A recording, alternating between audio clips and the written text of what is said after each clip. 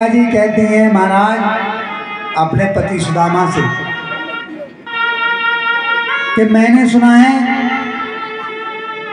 कि आपके मित्र भगवान श्री कृष्ण द्वारकाधीश हैं। और महाराज जब ये कहा तो सुदामा जी की आंखों से आंसू निकल आए। भजन तो उन्हीं का करते हैं, लेकिन महाराज ये सुध नहीं थी कि द्वारका में वो राजा बने हुए हैं। जानते थे, लेकिन सुध लेना सुध ऐसा था कि कोई मांगने की कामना नहीं थी। सुशीला ने कहा प्रभु क्यों नहीं बता रहे हो? बोले सुशीला मैं खुद भूल गया था कि मेरा कोई मित्र भी है। और वो मित्र वाली बातें छोड़ो, वो बचपन की बात थी। जब हम गुरु के आश्रम पे पढ़ते थे ना, सांदीपनी मुनि के यहाँ, तो वहाँ पर ना कोई छोटा होता है और ना कोई बड़ा होता है। गुरु की नज़र में सारे शिष्य होते हैं। और हे सुशीला, आज वो द्वारका का राजा है और मैं भिखारी, मेरा वो मित्र कैसे हो सकता है? मित्र कभी था। सुशीला ने कहा नहीं महाराज, वो आज भी आपके मित्र हैं और आपने आज तक मुझे बताया भी नहीं कि वो द्वारकाधीश श्री कृष्ण तुम्हारा मित्र है। तो सुदामा जी कहते हैं सुशीला मैं क्या बताता, बताने लायक कुछ होता तो मैं बताता, क्योंकि बताने लायक अभी हम लोग किसी से कहें कि हमारे संपर्क श्री नरेंद्र मोदी जी से हैं, प्रधानमंत्री जी से, तो कौन मानेगा? क्यों साहब? यदि वो कहें तो ठीक है। तो सुदामा जी कहते हैं कि एक राजा से और एक भिखारी, मैं गरीब निर्धन ब्राह्मण, मैं किसी को बताऊं कि वो मेरा मित्र है देवी, तो कौन यकीन मानेगा? तो बोली महाराज मुझे तो बताया होता। तो सुदामा ने कहा कि मैंने आपको भी बताने की हिम्मत नहीं जुटा पाई। और आजकल हम लोग अपनी जितनी गप मारते हैं वो घर में ही मारते हैं, ये भी शास्त्र कह रहा है। ज़्यादातर पुरुष आएंगे यूँ करके वो घर में ही घर वाले को रुआब दिखाएंगे। और वो सुदामा है जिसका डायरेक्ट कनेक्शन भगवान श्याम सुंदर से है, और उसने अपनी पत्नी को भी नहीं बताया कि द्वारकाधीश श्री कृष्ण मेरे मित्र हैं। और हम लोग छोटा सा कोई नेता आया साथ में फोटो खिंचाते हैं लोगों को दिखाने के लिए हमारा संपर्क इनसे है। भक्त में ये फर्क होता है। हाँ वो जरूर बिना सेल्फी लिए चैन पड़ने वाला नहीं है, लुक लुक के। हाँ देखो साहब, सुदामा ने कहा देवी मान भी लोग कि मेरा संपर्क उनसे है, वो मुझे मानते हैं, ये जानते हैं। बेटा थोड़ी देर शांत बैठ जा, थोड़ी देर बैठ जाना शांत। क्या आप बताओ, अगर मैं किसी लोग से किसी व्यक्ति से कहूँ कि भगवान द्वारकाधीश श्री कृष्ण मेरे मित्र हैं, तो कोई मान लेगा? मेरे पास वस्त्र साबुत नहीं है, मेरे घर में खाने के लिए नहीं। सुशीला ने कहा महाराज चाहे कुछ भी हो, लेकिन एक बार तुम जा कर के देखो। क्योंकि सुशीला को भरोसा भगवान श्री कृष्ण जो संत वेश में आए थे वो दिला गया। तो सुदामा जी ने कहा कि मैं अगर जाऊंगा तो मुझे पहचाने कि नहीं पहचाने, वो राजा है और मैं भिक्षुक हूँ। और तुम कह रही तो चला तो जाऊंगा, लेकिन मैं कहूँगा क्या? और क्या उनसे कुछ मांगने के लिए जाऊंगा? मैं मांगने के लिए नहीं जाऊंगा। सुशीला ने कहा प्रभु आपको मांगने नहीं जाना है, सिर्फ मित्र से मित्र को मिलने के लिए जाना है, आप जा सकते हैं। सुदामा जी कहते हैं देवी मित्रता, रिश्तेदारी, यारी, संबंध ये सब बराबर से अच्छे लगते हैं। वो मेरे बराबर का नहीं, मैं उनके बराबर का नहीं। लेकिन सुशीला समझाती है प्राणनाथ वो आपको बराबर का ही दर्जा देंगे, आप एक बार जाकर तो देखें। सुदामा को समझाया धर्मपत्नी ने, बोले तो कुछ लेकर के जाना पड़ता है, कुछ भेंट दो मेरे लिए। तो 5 घर से एक एक मुट्ठी जो अक्षत जो चावल आप लेकर के जाते हो, आए हो हम लोग, ये ला करके दिया। और ऐसी फटी डुबती धोती थी कि पचौर छौर नहीं, इतने से अक्षत थे, इतने से चावल थे, तंदुर थे, और मना धोती की पोटली इतनी मोटी थी, इतनी गली सड़ी साड़ी में वो अक्षत बांधे। और जब चलने के लिए तैयार हुए, विवश कर दिया सुशीला ने, मना करके अपने पतिदेव को। तो महाराज जब जाने के लिए तैयार हो गए तो सुशीला ने कहा कि महाराज एक संदेशा मेरा कह देना। कौन सा संदेशा था? कि एक महाद्वीपाख में दोई एकादशी हो, कान्हा जी मेरे द्वार पे रोज एकादशी हो। कि प्रभु एकादशी का जो व्रत होता है ना, वो 1 दिन और 2 रात का होता है, और मेरे ऐसी एकादशी रोजाना हो रही है। मतलब मैं व्रत रख रही हूँ एकादशी का, मेरे घर में कुछ खाने पीने के लिए नहीं है। और ये संदेशा दे करके सुदामा जी जाते हैं। कथा तो बहुत लंबी विस्तार से, लेकिन मैं आपको थोड़ा थोड़ा बता रहा हूँ, समय अभाव है। जैसे ही गांव से निकले, थोड़ा आगे बढ़े, सुदामा जी मूर्छित हो जाते हैं, सुदामा जी गिर जाते हैं। मेरे कृष्ण ठाकुर जी वहां से आते हैं, सुदामा जी को गोद लेकर के अपने महल के पास जाकर के छोड़ते हैं। श्रीमद् भागवत कथा का मूर्छित अवस्था में अपने महल के ठीक सामने छोड़ते हैं। और वहाँ पर जब सुदामा जी को होश आता है तो द्वारपालों से पूछते ही बनता है कि महाराज ये भगवान कृष्ण का जो दर है, जो घर है, वो कौन सा है? तो वहीं पर छोड़ा था। और द्वारपालों ने जैसे ही देखा तो अंदर जाकर के बताया और सुदामा जी से कहा महाराज आप अंदर आइए, आप भागवत जी देखिए। उस महल में जाकर के बैठे थे विप्र सुदामा, जहाँ पर भगवान श्री कृष्ण और रुक्मिणी जी रहते थे।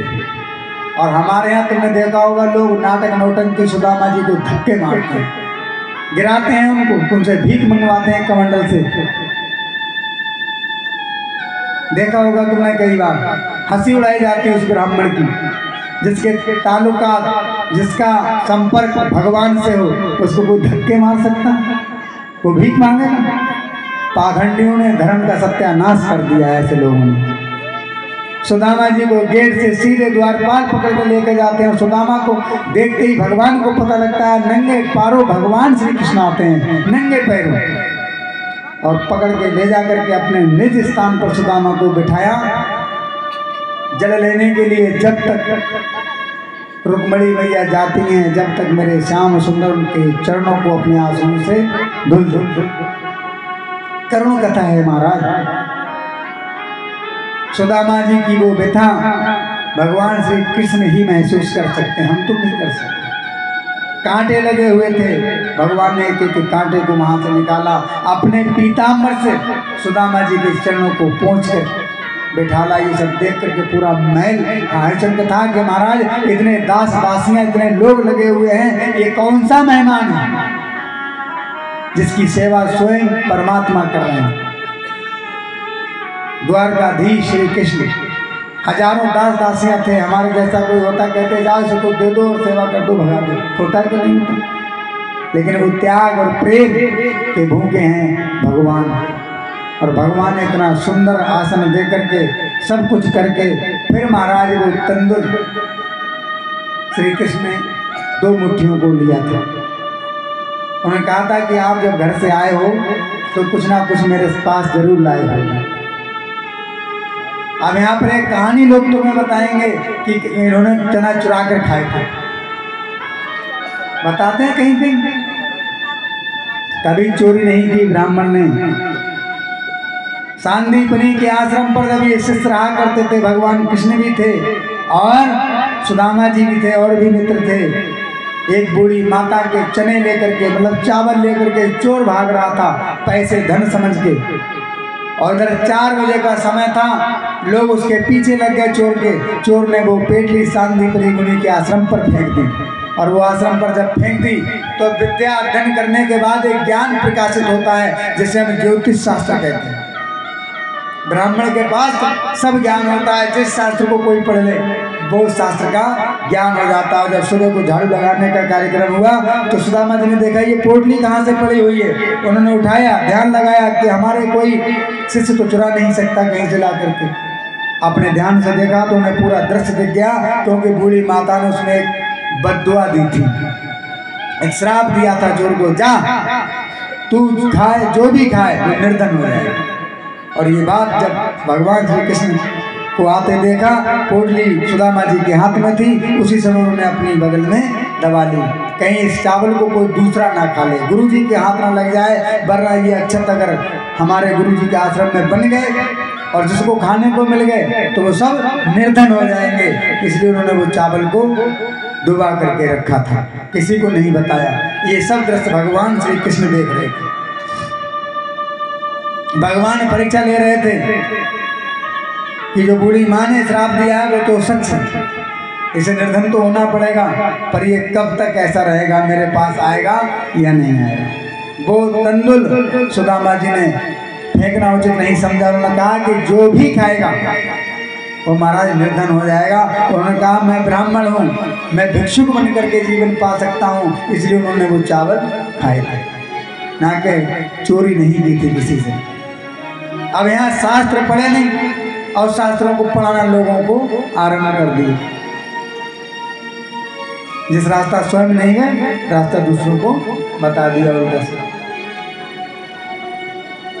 तो उनसे कोई काम चलने वाला नहीं है। ये कथा है भगवान श्री कृष्ण की और सुदामा जी की। और आज भगवान श्री कृष्ण कहते हैं सुदामा, मैंने सुना है तुम्हारा विवाह भी हो चुका है। सुदामा जी ने कहा हाँ विवाह हो गया। आपने निमंत्रण भी नहीं दिया, आज तक मुझे याद नहीं किया।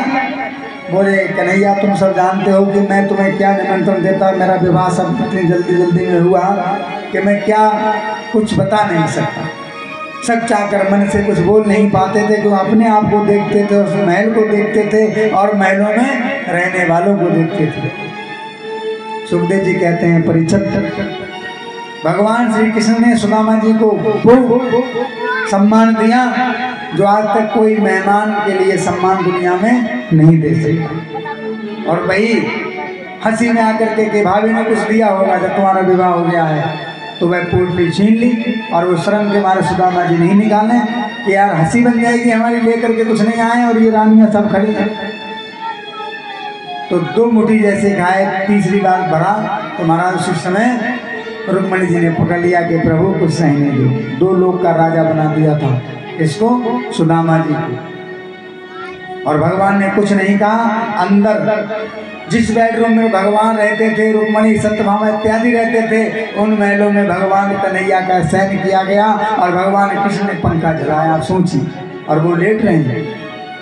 उन ब्राह्मण के लिए, उन सुदामा जी के लिए आप देखना नाटक जब होते हैं तो धक्का मुक्की उनकी की जाती है। हमारे धर्म की अवहेलना ऐसे होते हैं। किस लिए? सिर्फ चंद 2 रुपए के लिए कमंडल घुमाया जाता है, 10-10 रुपए के लिए। और हम लोग बैठ करके वहाँ तमाशा, हा हा हा बहुत बढ़िया हो रहा है हमारे धर्म के साथ खिलवाड़। और वो 10-10 रुपए ले जा करके जो यहाँ से जाते हैं ना, ये कमाई करा के, उनके कोई महल तुम्हारे बने हुए नहीं, कोई पैसे वाले नहीं, सब भिखारी। कोई कुछ नहीं कर सकता, ना कोई ज्ञान है और ना भगवान के वो भक्त हैं, ये ढोंगी होते हैं। कुछ नहीं होगा उनका कभी। वेद कह रहा है, शास्त्र कह रहा है, मैं नहीं कह रहा। भागवत जी अंतःकरण तक भगवान के पास। अच्छा आप सुनो, आपको कोई मंत्री जानता हो और आप उसके यहाँ जाओ और मंत्री को पता हो आप आ रहे हो और ये कथा कह रही भगवान कृष्ण स्वयं सुदामा जी को बुला करके लाए। किसी की हिम्मत है गेट पर तुम्हें कोई रोक ले, तुमसे कोई अपशब्द कह दे? अगर पता लग जाए तुम्हारे विधायक जी से अच्छे संपर्क है ना, तो गांव के बड़े बड़े लोग आपसे बात नहीं करते हैं डर के मारे। अरे इसका सर पे हाथ है किसी का। सुदामा जी को भगवान कृष्ण डायरेक्ट जान रहे हैं और यहाँ पर लोग तमाशा दिखा रहे हैं। भगवान श्री कृष्ण ने पलंग पर सुनाया, जिस बेड पर, जिस जगह पर भगवान श्याम सुंदर शयन करते थे अपनी रानियों के साथ, और वहाँ पर रुक्मणी, सत्यभामा, कालिंदी, ये सब पंखा जल रही हैं। और आज तक बोल कोई नहीं रहा, क्योंकि ये चक्कर में थे कि ये मित्र, ये रिश्तेदार, ये अतिथि, ये है कौन? जब भगवान श्री कृष्ण ने परिचय सौंप दिया कि देवियों ये मेरा मित्र, ये मेरा परम मित्र सुदामा है। देवियों ये बड़ा भोला है, बड़ा सीधा है, ये बोलता ही नहीं। बोल तो इसलिए नहीं रहे थे सुदामा जी कि बोलने लायक कोई बात ही नहीं थी। क्या बताते? अपने मुख से बताते, मैं इतने बड़े आदमी का रिश्तेदार हूँ। तो भगवान कृष्ण ने बात को घुमाया, देवियों ये बिल्कुल नहीं बोलेगा, ये बड़ा भोला है और ये शर्म के मारे मेरे पास नहीं आया। महाराज भगवान कन्हैया ने सुदामा जी की इतनी प्रशंसा की कि भगवान की बातें सुन सुनकर सुदामा जी को मुस्कुराहट आने लगी। और जब सुदामा जी मुस्कुरा गए, फिर महाराज दो मित्र जब मिलते हैं तो आप जानते हैं, ये बाबा बैठे हैं हमारे, और इनका कोई मित्र दूसरे गांव का हो तो इनका बचपन वापस आ जाएगा कि नहीं? अरे भैया वो अपने छोटे थे, भैंस चराने जाते थे, तो भाई आज भगवान श्याम सुंदर और सुदामा जी जब दोनों बैठ गए, जब मुस्कुराने लगे सुदामा जी, तब कन्हैया बोले भैया क्या तुझे याद है अपने गुरुजी के यहाँ आश्रम पर रहते थे? हाँ भैया मुझे पता है कन्हैया, तू नहीं भूला?